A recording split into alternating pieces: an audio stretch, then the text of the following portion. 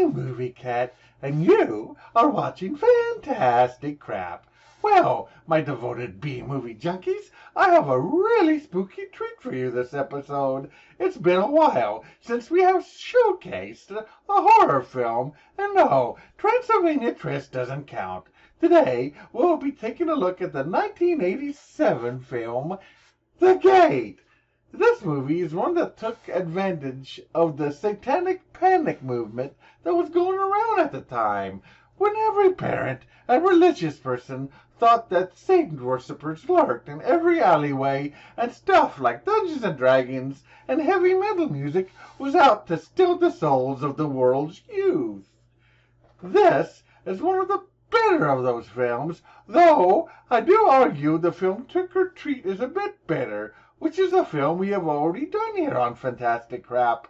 And now, it's the Gate's turn. So, grab your Bibles and get ready to call Dean and Sam, because it's time to brave the satanic shenanigans of the Gate. The movie opens with young Glenn returning home to find it empty and eventually makes his way to the backyard.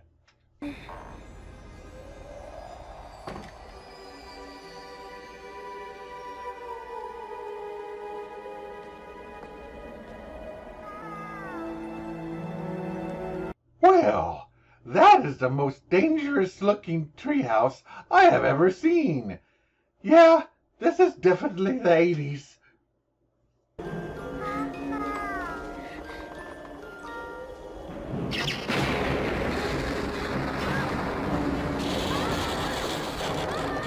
Well, boys playing with dolls really must be a natural, because even God is offended by it. It's your own fault. You should have called me before they filled it in. Yeah, but there's got to be more down there. And you know how much you can get for a big one? $100. Whoa! Whoa! This is Terry, Glenn's best friend, who is a nerdy heavy metal fan. You'll either love him or be very annoyed by him. There is no middle ground. To rewind a bit, what happened is that the opening with the treehouse was a dream, but when Glenn woke up, he found that the tree really had been hit by lightning during the night and had fallen over, and the city workers were already clearing it out. It leaves a big gaping hole, though, but they fill it back up. In the debris, Glenn finds a rock full of crystals, which they think may be valuable, so they dig the hole back up. Ow! Jeez. That's nothing.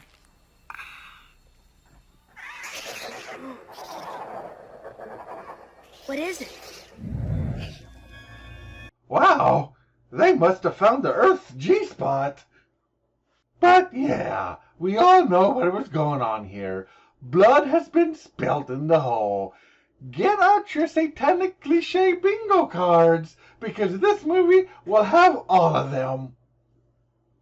So, here's the thing of Terry. He is likable, but at the same time, a bit of a jerk. How long do you think they can live without air? Hey, man, that's cruel. Come on. It's neat. Ah, yes. Suffocating innocent things is neat. I'm a merciless cat, and even I find that a bit disturbing. Oh, and by the way, some of you may have noticed that young Glenn is a bit familiar. Well, that is because he grew up to be Blade's least favorite vampire. Yeah, Glenn is played by Stephen Dorff, whose most well-known role is the evil Deacon Frost from the first Blade movie. A movie we won't be doing here because, well, it does not need my help at all. Everybody loves that movie. But Terry told me something. What? Well, he said a long time ago, when they were building our house, a workman got killed. And the other workman didn't want to tell the police, so they sealed him up in one of our walls. Oh, I am sure this will not be coming back to play at all in the future. Everything will be just fine. This is not a setup for something terrible later on. Nope, nothing to see here, folks. Everything is okay. The parents go away on a trip and they leave Glenn's bigger sister, Al, in charge. Just being responsible. I know, Mom. Remember, you stay in this weekend. Okay. And I want the house clean when we come home. No parties. Okay. Hurry, Linda! Hey, wow, great! Every single time in the 80s, this always happens. As soon as the parents even think about leaving, the teens are all dancing and smoking and having sexy times and getting harassed by scary supernatural things.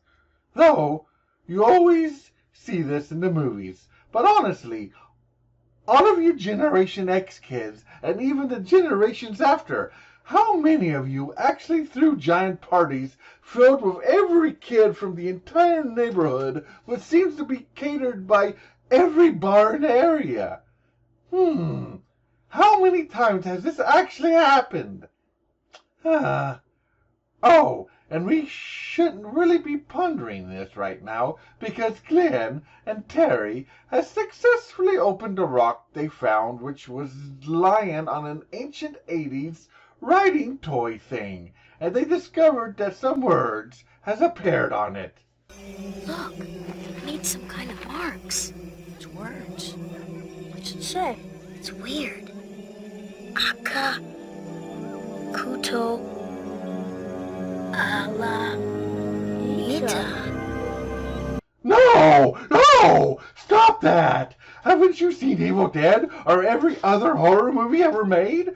You never speak out strange and current words left by mysterious events or persons. It's like the #1 rule in the handbook of not being an idiot.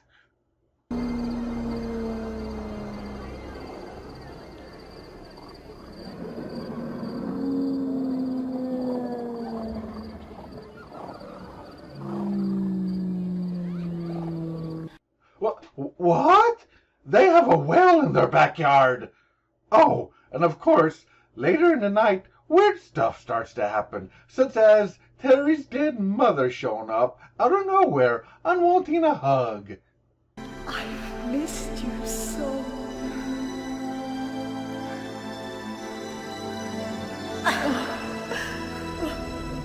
Oh, we all know that this isn't going to end well. But while that is going on, Glenn is having strange encounters of his own.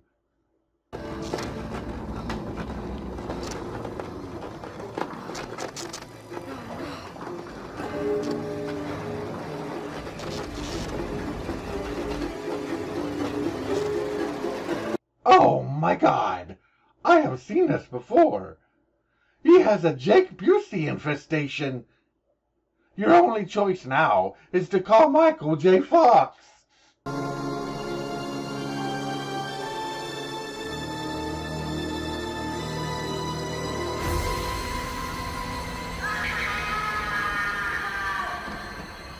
I don't know which is worse. The fact that your mother is still dead, or the fact that she turned out to be a dog. So, Glenn's old dog is now dead, and for those of you keeping up with your satanic cliche bingo cards, make sure to mark off the animal sacrifice box. I must say, the demons here made a good choice. The world needs more cats running around and less dogs. Ow. You're acting like a baby. Just shut up. Fag. Hey, Trez uncool. See, even in the 80s, nobody liked that word. We just didn't cancel each other for it. Ow. I am so going to get myself canceled one of these years. It's just kind of game to see how long it takes. Oh, and the hole in the backyard that covered up has opened back up again. But Terry is very matter-of-fact about it. How could it come back by itself? I think I know what this means. You know, with the levitation and all that other weird stuff. What? You got demons. Oh, is that all? I guess all we need to do now is get the phone book and call the nearest satanic exterminator shop. Problem solved. It turns out that Terry has been listening to a generic heavy metal album, which he discovered that has some lyrics that was too familiar to current events, and it led him to reading their album book, learning some exposition. He learns that the band was majorly into demonology and was trying to warn people in their music. But a year after the release of that album, they all mysteriously died in an airplane crash. Didn't tell you about the most important part of the ritual. The sacrifice. We didn't kill anybody. It doesn't have to be a person. It can be an animal. Well, then how come we haven't seen any demons? I think it's because the sacrifice wasn't complete. If we had put the offering in the hole, we would have blown the gate wide open. I think right now it's like only open a crack. They can influence us, but they can't get through. Well, about that. It turns out that Al's boyfriend was charged to take the dog's body to the vet, but the vet was closed. So he brings the dog back to their house.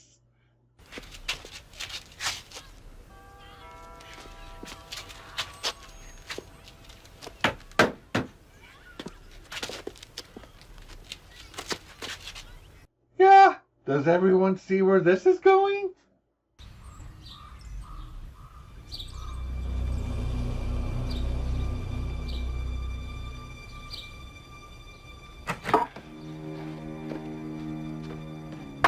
Well, they're fucked. Oh, and get your bingo cards back out because it is now time to play the heavy metal record backwards. What's this? It's the album. Backwards. Tells you how to close the gate.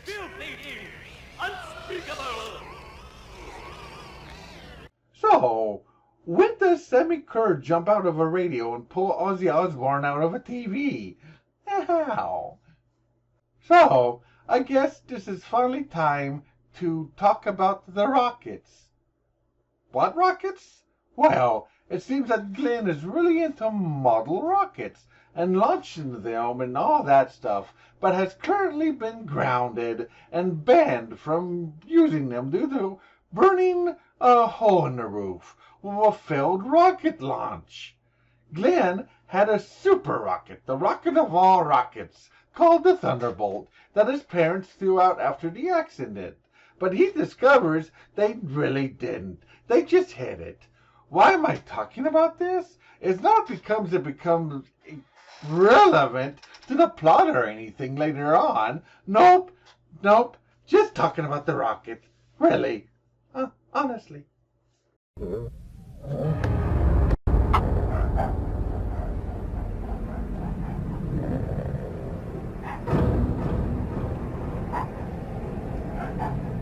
Oh, look! The demons have shown up. It's about time!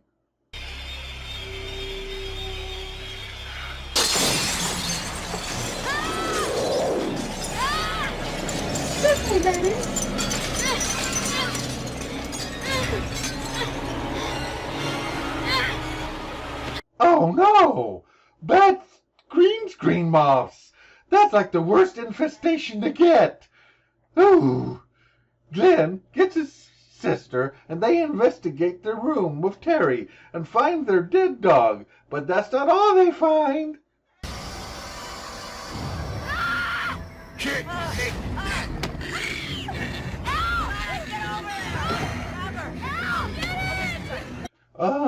Did they summon demons or the boogeyman?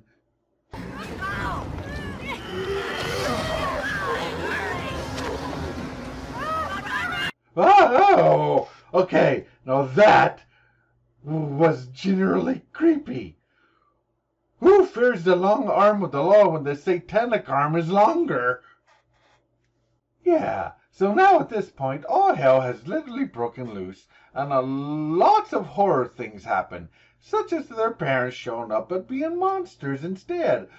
But that's not half as bad as when the nightmares from a Ray Harryhausen fever dream shows up. Come on!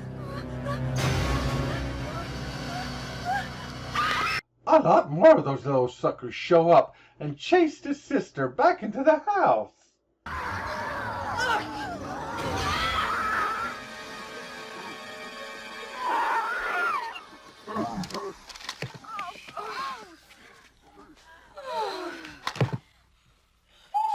Oh my God!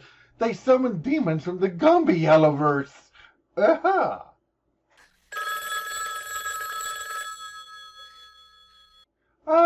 Is someone trying to call the Powerpuff Girls? Hello?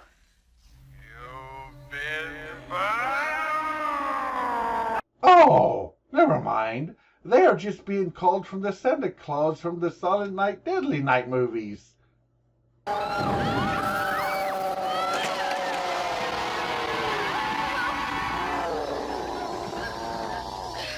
Oh, that shit always happens in the 80s whenever you couldn't afford to collect calls. They then go to get the heavy metal album so it can tell them how to stop the demons.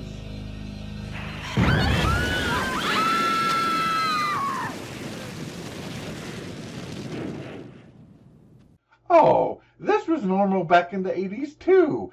80s heavy metal albums always had the exploding and hellfire feature. Kids loved it. Sacrifices. I told you. The demons need 2 human sacrifices to stay and make their hell on Earth. We don't all have to go. Yeah, maybe it would be better if we waited inside. My heroes. So, obviously, either 2 things is happening here. One, the most obvious thing is happening, and those 2 are 2 sacrifices, or the movie is marking them as red herrings and trying to fool us and thinking that is the case. Everyone, place your bets on which one it is. I'm sure we'll find out later, but for now, the kids try to read a Bible at the hole since they no longer have the album. Harry gets too close, however, and falls into the hole. Are we going to get a small glimpse of the Hellverse?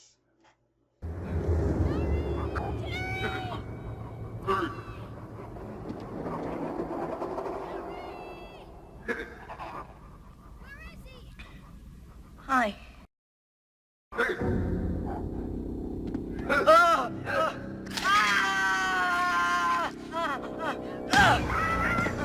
Hey, just a minute here.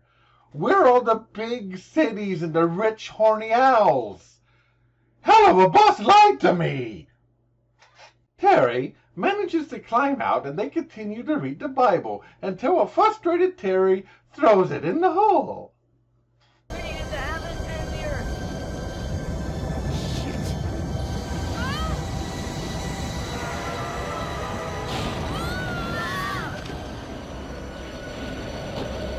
Whoa! Did it turn into a holy hand grenade? Well, that seems to have filled the hole up, and they think they have won. But yeah, we all know better than that, don't we? They return to the house and instantly find themselves investigating odd noises. It's just us. What happened? It worked. I knew it. Oh, hey, how about that? They weren't sacrificed after all. Maybe they did beat the demons after all. The boyfriends show up for one final unneeded jump scare, and Al kicks them out, and the other 2 girls with them, and tells them to go home. Wonder if we can still sell it. I don't know. What in the holy world of dead puppies are they watching? No, seriously, that looks up my alley. I'm always on the lookout for new Fantastic Crap episode fodder. Hee ow. Terry!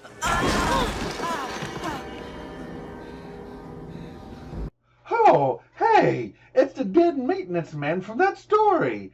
It became a thing after all. Who could have seen that coming? It's the workman. I just made it up.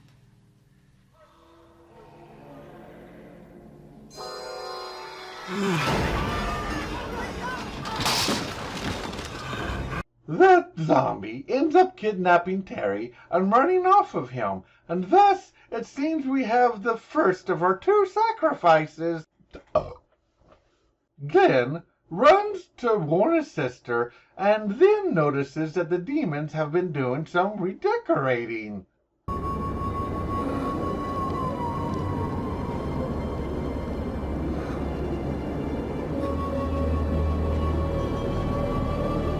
Oh, wow. Wait a minute. Those eye symbols reminds me of something. But what? Wait.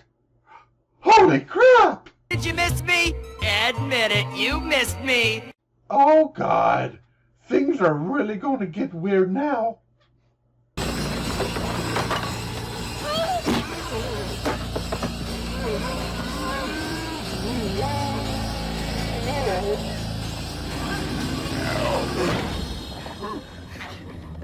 That hit hurt so much that he was all just broke up about it. You know, for a 1987 film, the effects here are pretty good. Most of them hold up very well, even today. Glenn then goes to the closet to get a gun.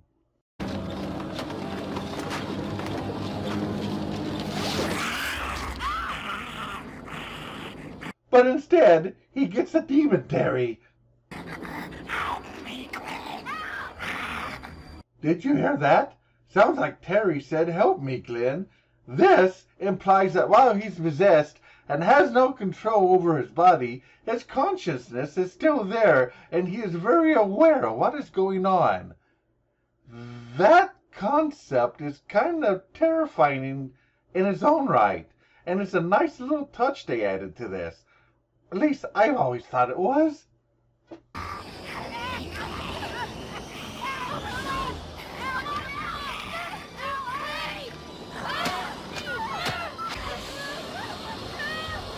Oh, well, Terry, you did ask for help, so she gave you a legs up. Okay. Some of these jokes are too stupid even for me. I apologize.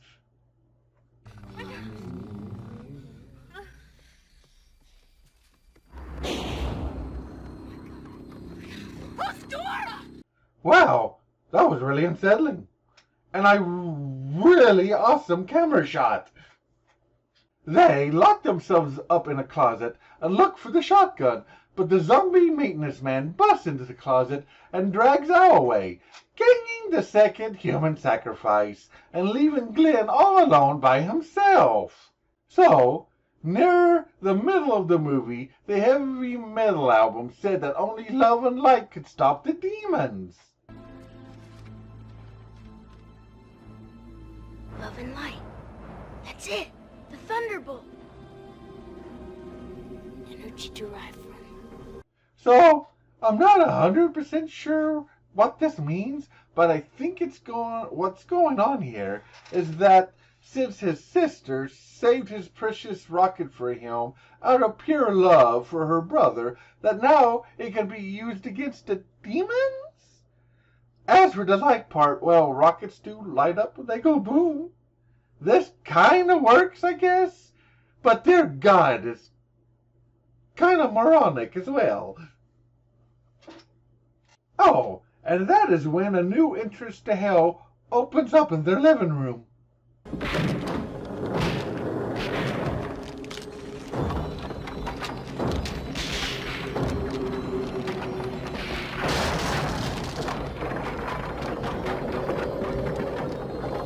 This place really is a hellhole now. Glenn runs to another closet to find his rocket.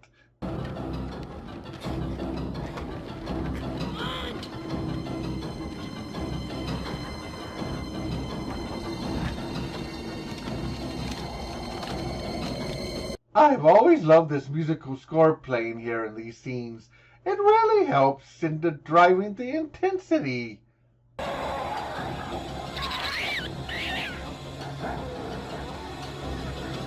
Kid, you better hurry up, because they're coming.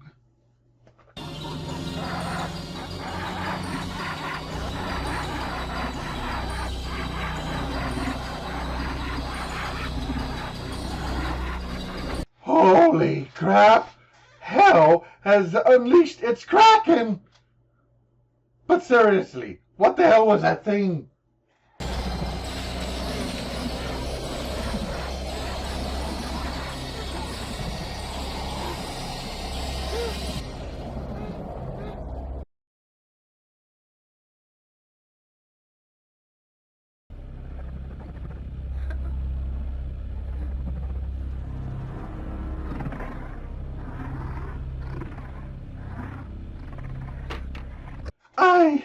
I think I just spit up 2 hairballs, but not out of my mouth.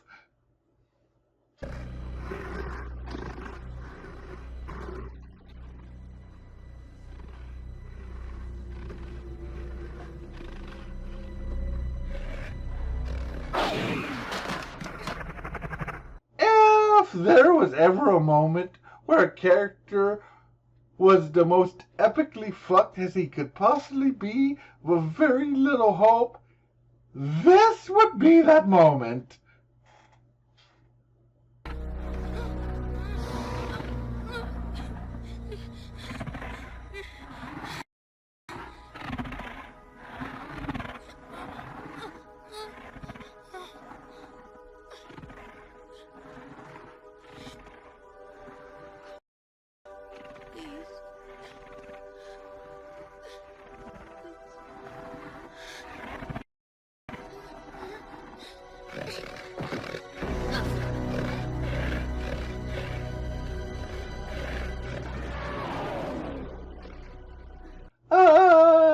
What was that all about? Did the demon want a new son or something? Or maybe he just sensed the great evil Glenn would become in the future as Stinking Frost and decided to spare him. I don't know.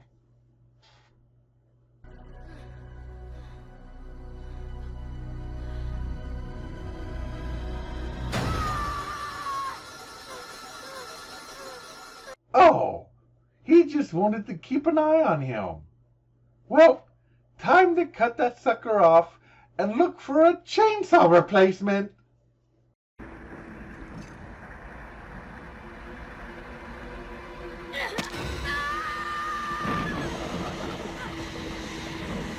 Well, that works too, I guess. Just not as cool. Glenn knows that the Big Daddy Demon will be coming back because of him stabbing out the eye, so he prepares the rocket and gets ready for its return.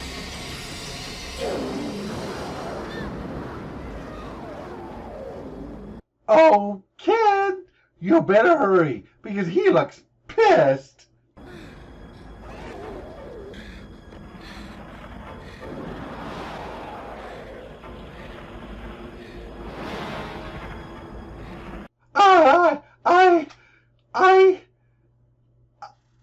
I just had 2 more anal hairballs.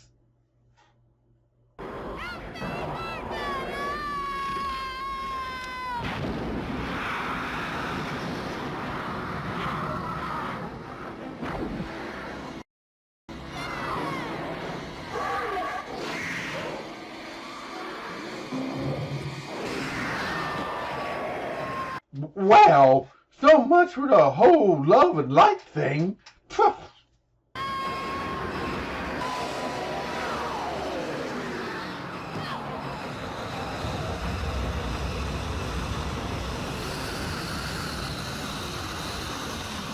Oh, I just guessed love's reaction time is slow. Well, you know what I say.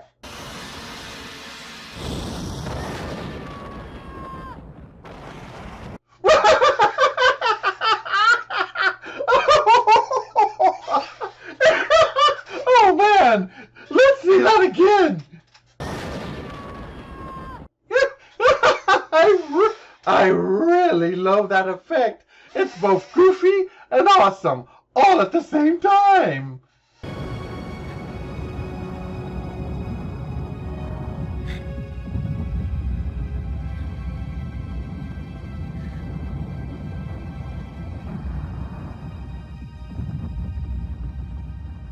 So, the Lord Demon is defeated by a toy rocket and Armageddon is stopped.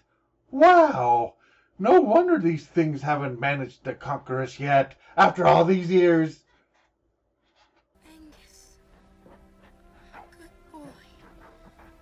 Angus.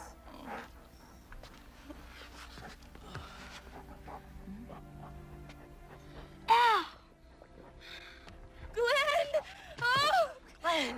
Everyone lives. Happy endings for everyone.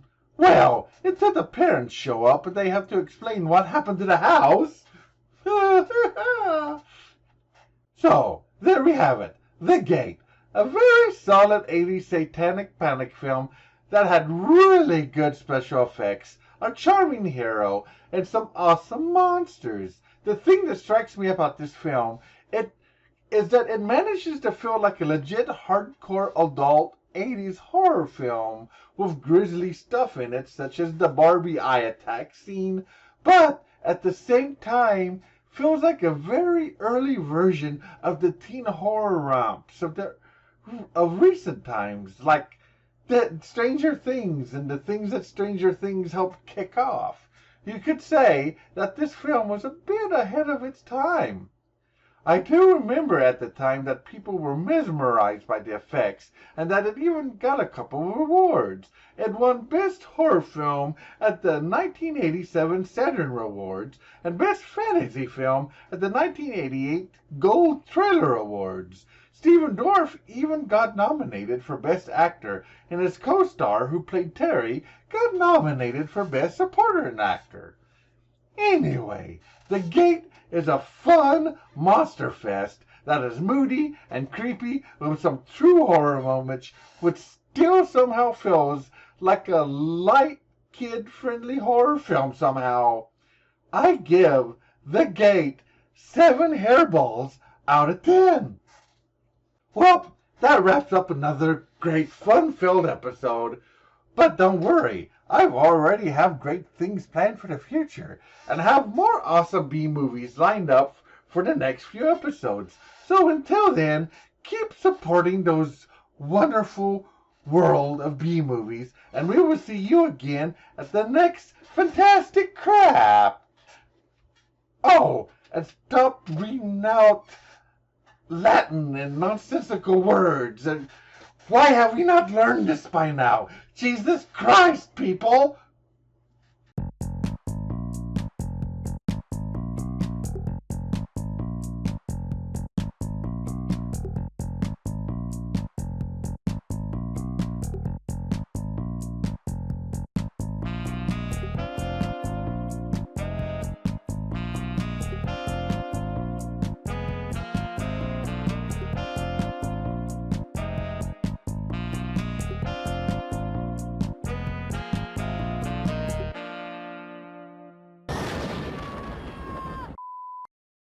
Well, boys playing with dolls really must be unnatural because God is...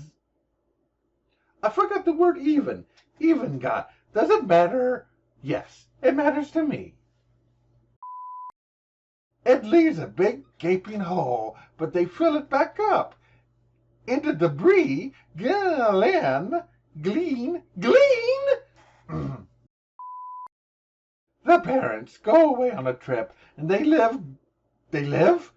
Well, they do live, because they went away before the satanic shit happened. It seems that Glenn is really into moo-moos. He's into moo-moos. I've always loved this music. This Zuzu. When I mess up, why do I always say Zuzu? What the hell is a Zuzu? And why do I keep mentioning it? And I should just stop talking forever. Oh, I guess